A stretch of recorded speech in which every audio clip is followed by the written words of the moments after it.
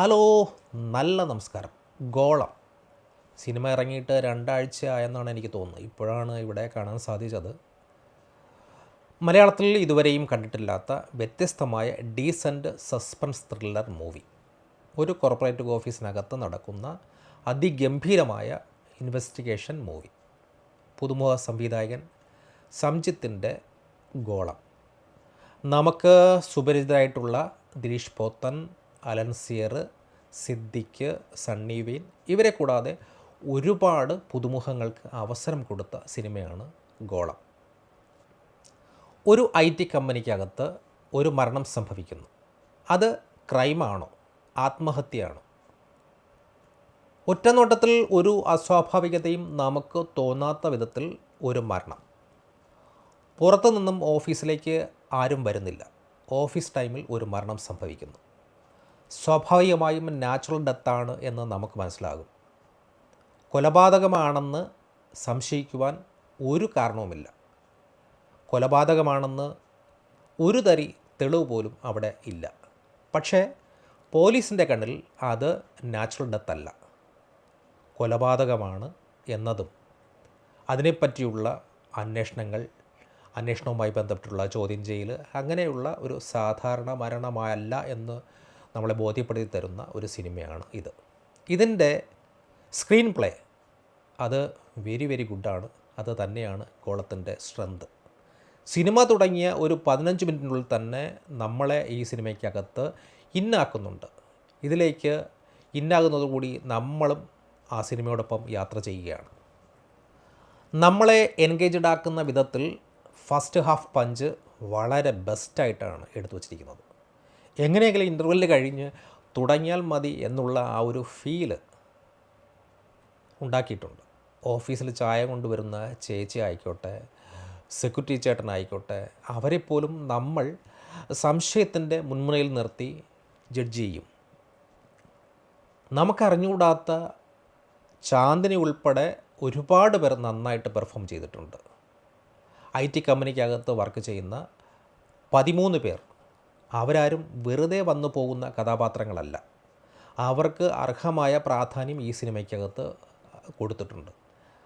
കുറഞ്ഞ സമയത്തിനുള്ളിൽ തന്നെ അവരൊക്കെ എന്തൊക്കെയാണ്, അവരുടെ പൊസിഷൻ എന്താണ്, അവരുടെ ക്യാരക്ടർ എന്താണ് എന്നൊക്കെ മനസ്സിലാക്കി തരാൻ വേണ്ടി കഴിഞ്ഞിട്ടുണ്ട്. പിന്നെ അലൻസി ചെയ്തിട്ടുള്ള കോമഡിയൊക്കെ നന്നായിട്ട് വർക്കായിട്ടുണ്ട്. പിന്നെ സിദ്ദിഖിനെ കുറിച്ച് പ്രത്യേകിച്ച് പറയേണ്ട കാര്യമൊന്നുമില്ലല്ലോ. അദ്ദേഹം വന്ന് അറമാദിച്ചിട്ട് പോയി. അദ്ദേഹത്തിൻ്റെ കഥ പറച്ചിൽ ഒരു പ്രത്യേക സ്റ്റൈൽ തന്നെയാണ്. പിന്നെ സണ്ണി വെയിൻ, അദ്ദേഹം ഗസ്റ്റ് റോളായിട്ടാണ് വന്നു പോകുന്നത്. സെക്കൻഡ് പാർട്ട് ഉണ്ട് എന്ന ഒരു പ്രതീതി ഉളവാക്കുന്ന ഒരു ശീലം മലയാള സിനിമയ്ക്കകത്തുണ്ട്. എന്നാൽ ഈ സിനിമയ്ക്ക് 2ാം ഭാഗമുണ്ട്. 2ാം ഭാഗമുണ്ടെങ്കിൽ മാത്രമേ ഈ സിനിമയുടെ കഥ പൂർണ്ണമാവുകയുള്ളൂ. ഒരാളുടെ പേര് മാത്രം പറഞ്ഞ് അയാളിലേക്ക് കഥ ഫോക്കസ് ചെയ്യുന്ന വിധത്തിലാണ് സിനിമ നിർത്തിയിരിക്കുന്നത്. നെക്സ്റ്റ് എന്ത്, അങ്ങനെ ഒരു ക്യൂരിയോസിറ്റി ഉളവാക്കുന്ന വിധത്തിലാണ് ഈ സിനിമയുടെ ഫസ്റ്റ് പാർട്ട് നിർത്തി വച്ചിരിക്കുന്നത്. തിരക്കഥ പ്രവിൻ വിശ്വനാഥ് സംജിത്ത്, പുതുമുഖ മ്യൂസിക് ഡയറക്ടർ, ബാക്ക്ഗ്രൗണ്ട് സ്കോർ എല്ലാം ചെയ്തിരിക്കുന്നത് എബീസ് Alvis Thomas, sound designing Vishnu Govind, editing Mahesh Bhuvan Chandran, DOP വിജയ്യൊക്കെ നമുക്കറിയാം. പിന്നെ ഈ സിനിമയിൽ നെഗറ്റീവായിട്ട് എനിക്ക് തോന്നിയിട്ടുള്ള ചില കാര്യങ്ങൾ, രഞ്ജിത്ത് സഞ്ജീവ് ചെയ്ത ASP സന്ദീപ് കൃഷ്ണ നായൻ്റെ ശബ്ദം, പോലീസായാൽ ശബ്ദത്തിന് ഗാംഭീര്യം വേണമെന്നുള്ള ഒരു ഏച്ചുകെട്ടൽ പോലെ എനിക്ക് ഫീൽ ചെയ്തു. നായൻ്റെ ശബ്ദം സാധാരണ രീതിയിൽ മതിയായിരുന്നു. പിന്നെ അദ്ദേഹത്തിൻ്റെ ബോഡിയൊക്കെ വളരെ ബെസ്റ്റാണ്. പിന്നെ ചില സീനുകളിൽ ലാഗടിപ്പിക്കുന്നുണ്ടായിരുന്നു. ചിലപ്പോൾ ഈ ലാഗടിപ്പിക്കുന്ന സീനുകളൊക്കെ ചിലപ്പോൾ സെക്കൻഡ് പാർട്ടിൽ വളരെ ഇമ്പോർട്ടൻ്റ് ആയിട്ടുള്ള ഒരു സാധനമായിരിക്കും, ചിലപ്പോൾ അറിയില്ല. BTech IT കമ്പനിയുടെ ബോസ് എന്നതിനപ്പുറം ഐസക് ജോൺ എന്ന കഥാപാത്രം, ദിലീഷ് പോത്തൻ ചെയ്ത കഥാപാത്രം കൂടുതൽ ഇമ്പോർട്ടൻസ് കൊടുക്കണമായിരുന്നു. അദ്ദേഹത്തെക്കുറിച്ച് കൂടുതൽ കാര്യങ്ങൾ വെളിവാക്കേണ്ടതായിരുന്നു. പല കഥാപാത്രങ്ങളെക്കുറിച്ച് അങ്ങനെ പറഞ്ഞിട്ടുണ്ട്.